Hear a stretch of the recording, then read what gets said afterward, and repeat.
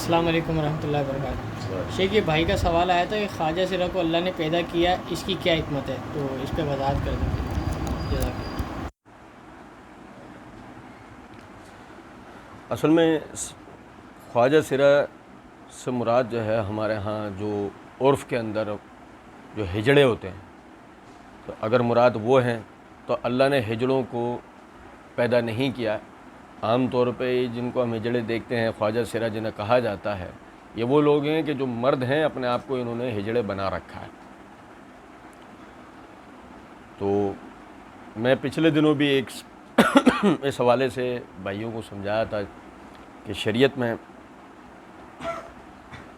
ایسے آدمی کہ جو کہ خود کو یعنی خواجہ سرا بنا لیتا ہے، اس کے لیے سخت قسم کے احکامات موجود ہیں، حتیٰ کہ ایک حدیث میں اسے سزا دینے کے بھی الفاظ آتے ہیں۔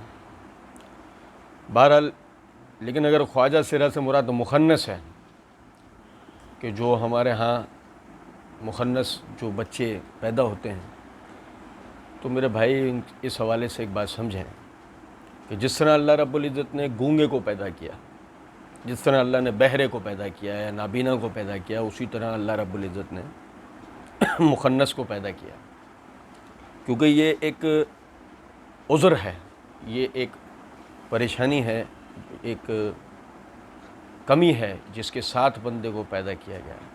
ایک نابینا ہے، اس کے ساتھ اس کا نابینا پن وہ ایک آزمائش ہے، گونگے کا گونگا پن ایک آزمائش ہے۔ اسی طریقے سے ایک آدمی جو کہ مخنث پیدا ہوا ہے، اس کے ساتھ اس کا یہ جو اس کے اندر کمی ہے، وہ ایک اللہ رب العزت کی طرف سے اس کے اوپر آزمائش ہے۔ یاد رکھیں کہ جس طریقے سے اللہ رب العزت نے گونگے، بہرے یا نابینا کو جو پیدا کیا، حدیث کے اندر الفاظ ہیں، نبی صلی اللہ علیہ وسلم کے پاس ایک عورت آئی، اسے مرگی کے دورے پڑتے تھے۔ اس نے نبی صلی اللہ علیہ وسلم سے آ کر عرض کی کہ اللہ کے رسول میرے لیے دعا کریں، اللہ تعالیٰ میری اس بیماری کو ختم کر دے۔ تو نبی صلی اللہ علیہ وسلم نے فرمایا تو چاہے تو میں تیرے لیے دعا کر دیتا ہوں، اور اگر چاہے تو اسی بیماری میں جو تیری آزمائش ہے اسے اگر تو نے گزارا تو اس کے بدلے میں تیرے لیے جنت ہے۔ اس عورت نے جب یہ بات سنی، وہاں سے وہ جانے لگی۔ اب دیکھیں یہاں میں بات روک کر ایک بات بتاؤں کہ مرگی کا چونکہ علاج نہیں ہے، ایک باقاعدہ علاج نہیں ہے، یہی وجہ ہے کہ آپ صلی اللہ علیہ وسلم اگر اس کے لیے دعا کرتے تو چونکہ آپ مستجاب الدعوات تھے، اللہ آپ کی دعا کو اس کے لیے قبول کرتا ہے، اسے مرگی کا کبھی بھی دورہ نہیں پڑتا۔ لیکن نبی صلی اللہ علیہ وسلم نے اس کو وہی اللہ کا قانون یاد دلایا کہ چونکہ اللہ نے تیرے لیے یہ ایک آزمائش رکھی ہے، اگر تو اسی کو میں اپنی زندگی کو گزار لے تو تیرے لیے مزید اور کوئی چیز نہیں ہے سوائے اس کے کہ اگر اس میں تو نے صبر و شکر کے ساتھ اگر تو رہی تو تو مرتے ہی جنت کے اندر داخل ہو۔ وہ عورت یہ بات سمجھ کے جانے ہی لگی، اس کو کچھ یاد آیا، پلٹی، کہنے لگے اللہ کے رسول ٹھیک ہے، پھر آپ میرے لیے یہ دعا کر دیجئے، صرف اتنا کہ جب مجھے دورہ پڑتا ہے تو میرے کپڑے پھٹ جاتے ہیں، بے پردگی ہوتی ہے میری، آپ میرے لیے صرف اتنی دعا کر دیں کہ مجھے دورہ پڑے تو میرے کپڑے نہ پھٹیں۔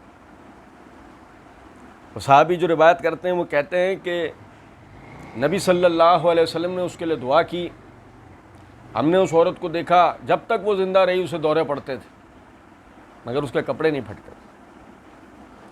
تو یہاں یہی بات سمجھنے کی ہے کہ جو آدمی گونگا، بہرا یا مخنث پیدا ہوا ہے وہ اس آزمائش کے ساتھ پیدا ہوا، اگر وہ اس میں صبر اور شکر کے ساتھ اپنی زندگی کاٹ لیتا ہے تو انشاءاللہ بدلے میں اللہ رب العزت نے اس کے لیے جنت رکھی ہوتی ہے۔ تو یہ ایک بات ہے، یاد رکھیں۔